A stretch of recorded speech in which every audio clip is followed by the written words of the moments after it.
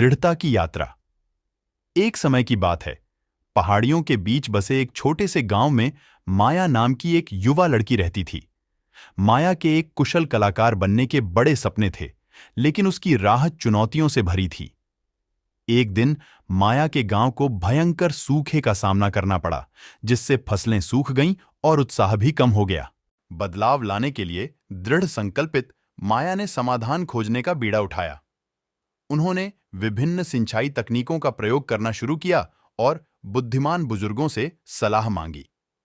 दिन हफ्तों में बदल गए और माया की कोशिशें रंग लाने लगीं।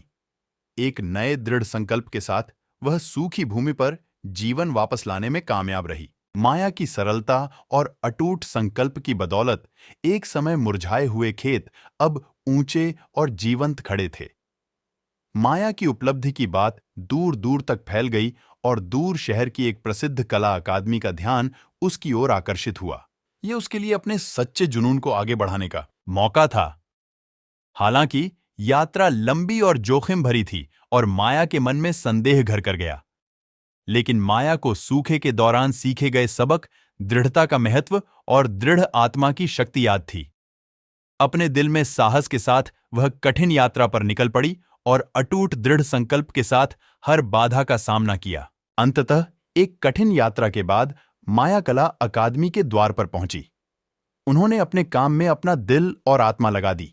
ऐसी कलाकृतियां बनाईं जो जमीन से उनके गहरे संबंध और उनके भीतर की ताकत को दर्शाती थीं। साल बीतते गए और माया की कला को दूर दूर तक पहचान मिली।